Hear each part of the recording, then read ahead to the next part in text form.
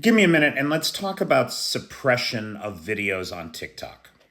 Now, we don't really know, right? Because the algorithm that TikTok uses is kept so secret that the details of how it really works are sketchy.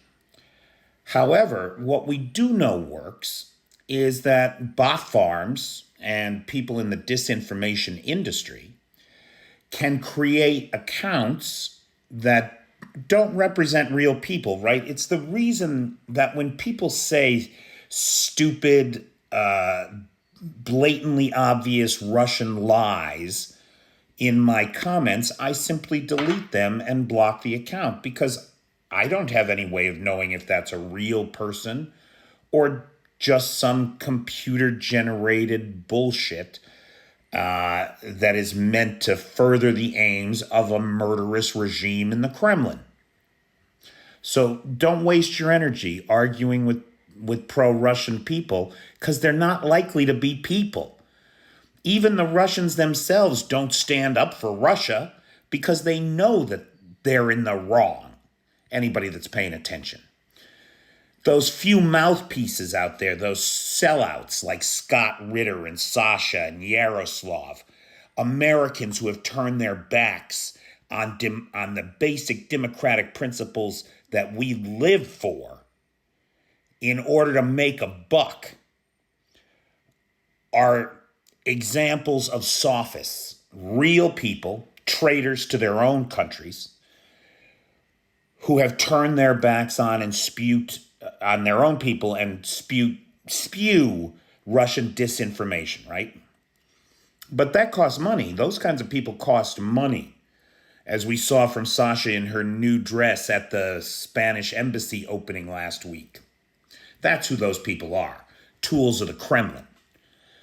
So what's a much cheaper solution? Well, things like this guy here with 0 followers and only following 5 people and a Russian flag and a Russian name, which I have blotted out so no one can accuse me of bullying this bot.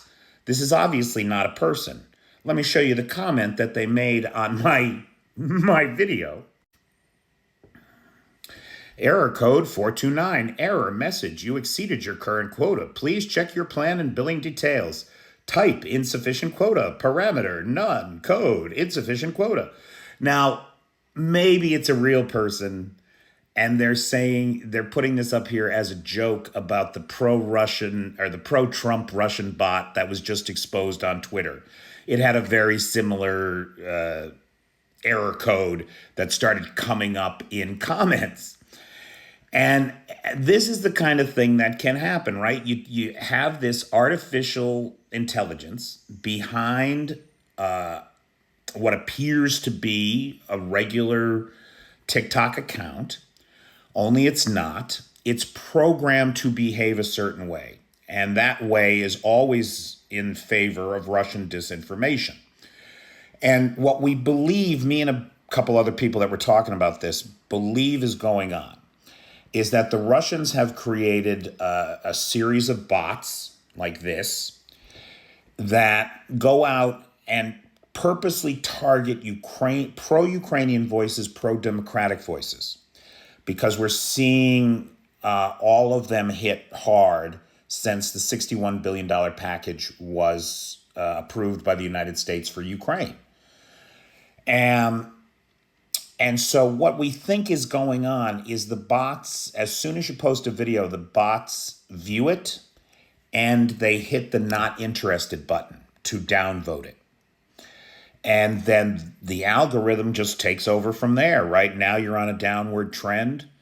The algorithm doesn't suggest the video to others. And suddenly the exponential gains that you can get when things go viral on the internet become the exponential losses.